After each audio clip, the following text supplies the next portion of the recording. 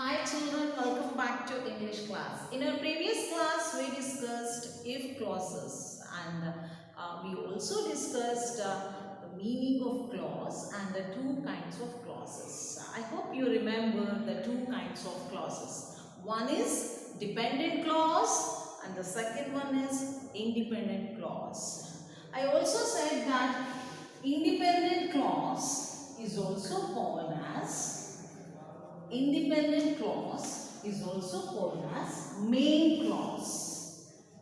Do you remember this? I hope so. Independent clause is also called main clause and dependent clause is also called as subordinate clause. Let me remember you all that.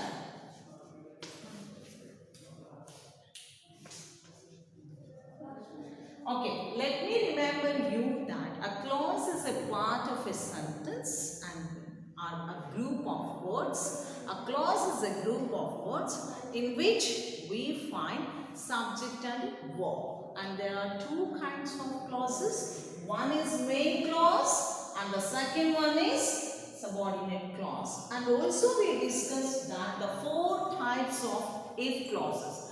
There are four kinds of if clauses, and if clauses are also called as conditional clauses. Okay. Now then those four clauses are zero conditional clause, first conditional clause, second conditional clause, third conditional clause. You could also call if clause type 0, if clause type 1, if clause type 2, if clause type 3. Okay, these are the kinds of if clauses. We discussed that we use zero conditional clause to express the facts that never change, that doesn't change at all. To express the facts, truths, we use general truth. We use zero conditional clause. For example, if you stand in the rain, you get wet. That's fact. If you stand, if you go to another city, like for example, if you go Hyderabad and if it is raining there, if you stand in the rain, you get wet. That if the first condition is fulfilled, then the second thing is going to happen compulsory, that is for everywhere, everyone. That's the zero conditional clause. Now let me remember you the formula of zero conditional clause. That in if clause, zero conditional clause formula is subject plus V1 in if clause. And in the independent clause also we are using subject plus V1. Please remember that if the subject is she, he and it, then the verb is V5. You need to change the verb, not V1. V5. Gone? Okay. Then in the independent clause also, if subject and the V1. Now let us take one example. Like if you stand. You is the subject, then you have to write V1, stand. If you stand in the rain, then next again comma, subject is you get wet. Let me write here. You get wet is the second clause. Now here, see it. If you stand in the rain, comma, I put here, you get wet, full stop. Now in this one sentence means you start with the capital letter and you end with the full stop, right? Now in this sentence we got two clauses. One is dependent. Now suppose you remove this one. If you stand in the rain, so what? What is going to happen? If I stand in the rain, what is going to happen? Are you going to beat me? But what else? You can get 101 minutes. So it doesn't give you any sense. So it is dependent on this clause. So this is called dependent clause. Are you following? Now this one is independent clause. You get rain. You get wet. you get wet. This is giving full meaning. It can stand independently. Okay, so this is independent clause. So to express the fact, you are using zero conditional clause. This I discussed in our previous class. And remember that if subject is if she, then what should be the verb? Not V1. If she stands. If she stands in the rain, she gets. Then again she is the subject. Then how you have to change? V5. She gets wet. If she stands in the rain, she gets wet. So if the subject is I, if I stand in the rain, I get wet. Now one more example I gave in my previous video for zero conditional clause, like if you heat the ice, it melts. If you heat the ice, it melts. To express such truth and facts, that too with conditions, if conditions, we are using zero conditional clause. Now today I am going to discuss with you the first conditional clause. Now when do we use first conditional clause, or you can also say if clause type 1. Okay, another name for if clause type 1 is first conditional clause. First conditional clause. Okay, fine. Now, when do we use conditional clause? First conditional clause. First, you fix in your mind. We use first conditional clause to express that something will probably happen. Something may happen in the future if you fulfill this condition. If you do this, something will happen in the future. To express such situations. To express such situations, we are using first conditional clause. I think you are following me. When do we use first conditional clause? To express that something will happen, something will probably, maybe happen in the future if you fulfill certain condition. Then we are using first conditional clause. Let me give you first one example. Then later I am going to tell you the formula for first conditional clause. Let us take simple one. If you work hard. If you work hard, comma, if you work hard, you will pass the exam. If you do this, then in the future you will pass the exam. To express such situations, we are using first conditional clause. Now I hope you understood that when do we use this one. If you work hard, you will pass exams. Now let's go with the, so now I want to tell you one thing. Please remember, you all of you, whenever you write such if conditional clause, you should never ever forget to put comma to separate the two clauses. Okay, fine. Ma'am, we can also write without using punctuation mark. Yes, you can use, but bring this independent clause first and later you take this if clause. Then you no need to use comma. First of all, listen to me. In if clauses, whenever you start your sentence with if, then after that if clause, please separate with comma. Please separate the other clause by using comma. Now, you can also write the same sentence without using comma. Let me tell you this how. Let us take first the independent clause. You will pass the exam. You will pass the exam. No need comma because I am bringing if here. You will pass the exams if you work hard.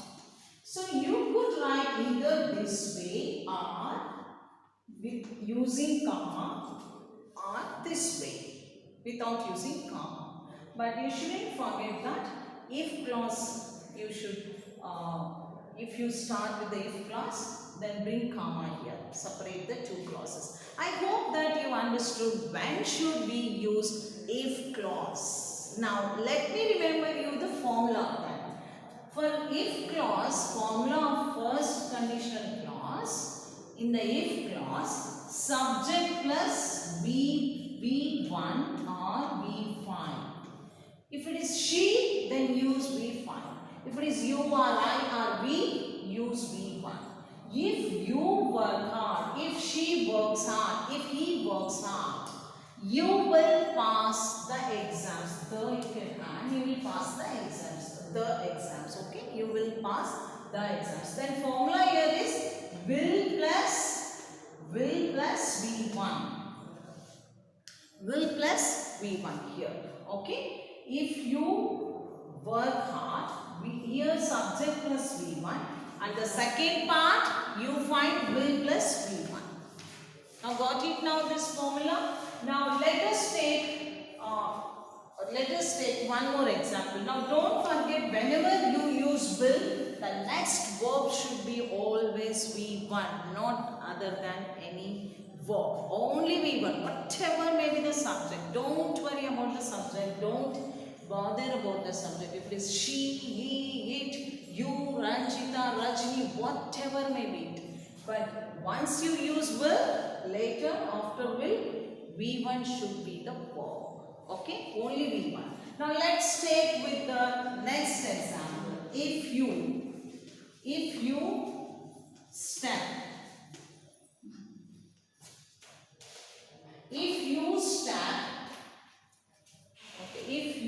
step on a snake. If you step on a snake, what's going to happen? If you step on a snake, what will happen? The next, it will bite you. If you step on a snake, it will definitely bite you. So don't ever try to step on a snake, right? If you step on a snake, it will bite you, is the answer. It will bite you. Okay, if you step on a snake, it will bite you. Okay, then you want to bring the snake will bite you if you step on it. You can also reverse it. Okay, children, I hope you understood the first conditional clause. Now, let me remember you that we use first conditional clause to express the situations that will probably happen in the future if you fulfill certain condition. Now let's go with the formula is an if clause, subject plus V1 or V5, an independent clause, will plus V1. Okay, now let's go with the second conditional clause. Okay, now let's discuss the second conditional clause. Now, when do we use second conditional clause? We use second conditional clause to express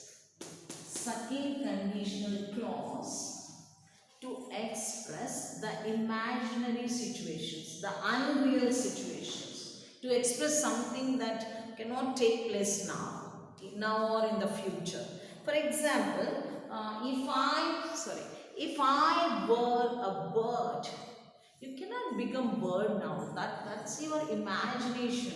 Such imaginary situations are to express any unreal situations. If I were a prime minister, how could you become prime minister now? And you could do something all. If I were a prime minister, I would cancel the exams. No, you cannot become prime minister now, and you cannot cancel the exams in the future right now. Okay, now upcoming exams. Such unreal situations, whenever you express such unreal situations are imaginary situations, we are using second conditional clause. Let us say if I won the lottery, I buy a new car. How could you already lottery over and dip over, lottery dipping over, everything over? If I won the lottery, I would buy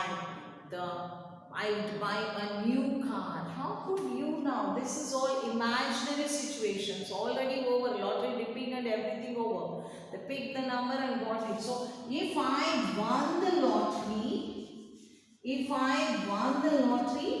I would buy a new car. I would buy a new car. Okay, you are expressing that some unreal situations. Now you take one more. If I were, you cannot say for imaginary situations I was. Only was I am telling. Then remaining, if I won, if I got, if I could drive, like that you could use. But if I was, you don't use whenever for unreal situations or imaginary situations. If I were a bird, or you can say if I were a prime minister, what you do? I would cancel my exams. Okay, in that way you could answer. Now let me take, I don't want to be a prime minister or I don't want to cancel the exam. So I'm taking, if I were a bird, I would fly in the sky. I would fly in the sky. This is imaginary situations. You cannot make it real in your life. Like it's all unreal situations. For such situations, we are using second conditional clause. And remember, the formula for second conditional clause is subject plus V2. Don't bother about subject. Whatever may be the subject, use V2. Subject plus V2. And here in this independent clause, subject plus would plus V1. Would plus V1 is the formula. Okay, now here again see subject plus V2 was bird. Okay, so V2. And here see subject would plus V1. If I won 2 million, I would buy a new house, a big house. In that way, okay. So this is all your imaginary situations. Such situations used with second conditional clause with subject plus V2, and here subject plus would plus V1. After would, always use V1. After modal verb would, should, could, always use V1. Wherever you use in English, use always V1.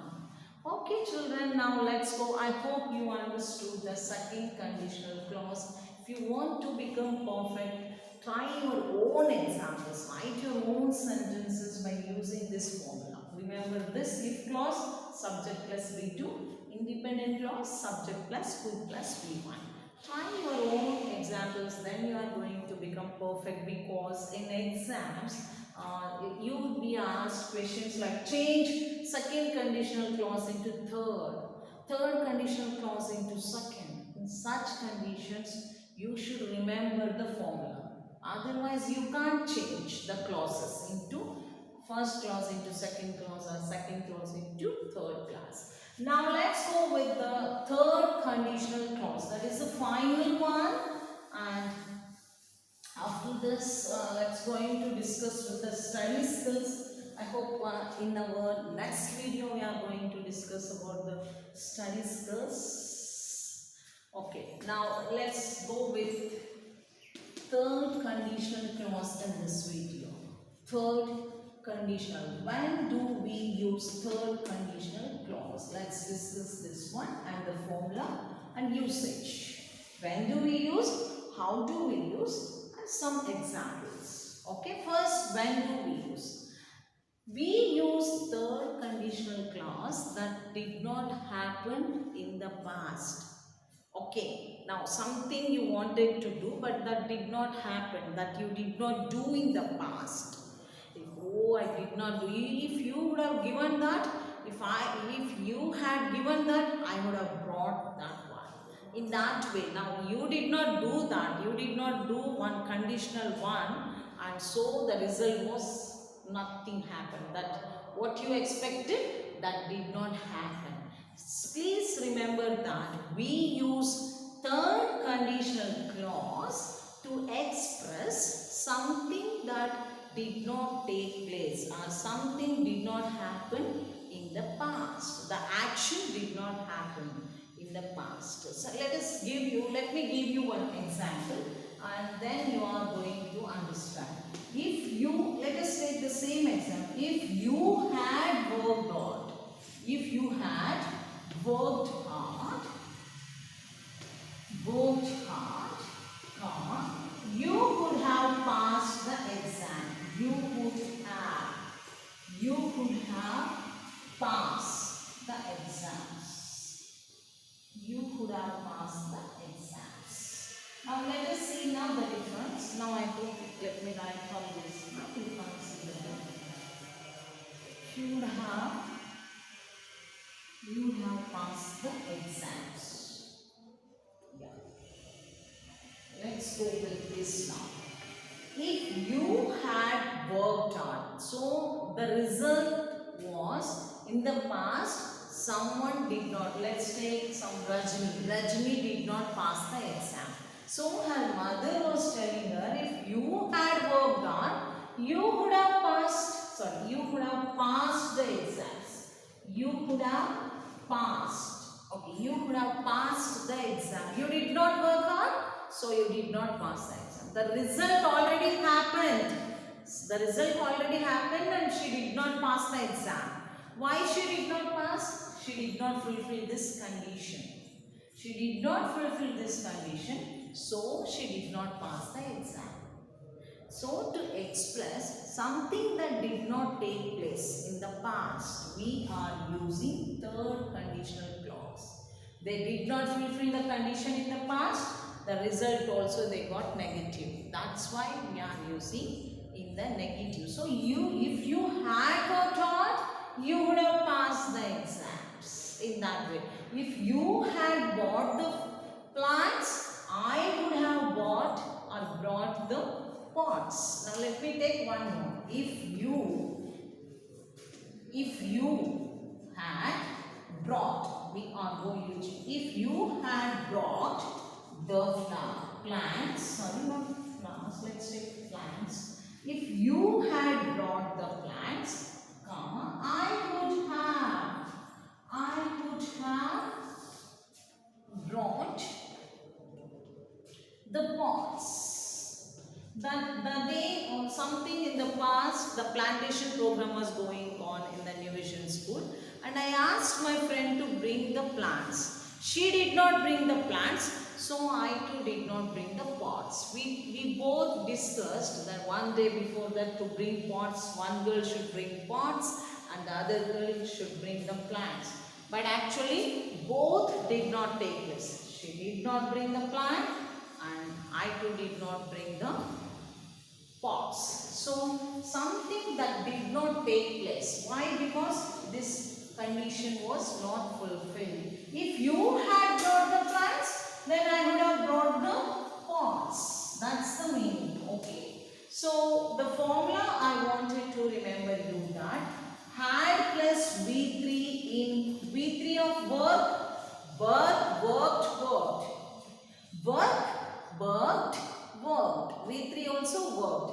So the formula in the if clause is had plus V3, and in the independent clause the formula is could plus have plus V3. This you should not forget. Could plus have plus V3. I hope you could see this one also. Now see, if you had worked hard, you would have could plus have plus V3. Past V3 is past. Now see here, subject plus, now you want that subject plus had plus V3. Subject plus had plus V3 of brought, bring, brought. Okay, bring, brought. Okay, so had plus V3 in if clause, had plus V3, and here also could plus have plus V3. Okay, so remember that in if clause only had plus V3 for third conditional clause, and in independent clause please use could plus have plus V3. Okay children? Okay children, I hope that you understood when do we use third conditional clause to express the situations like situations did not take place in the past. We are using third conditional clause, and formula is In if clause, had plus V3, and in independent clause, would plus have plus V3. You work out with your own sentences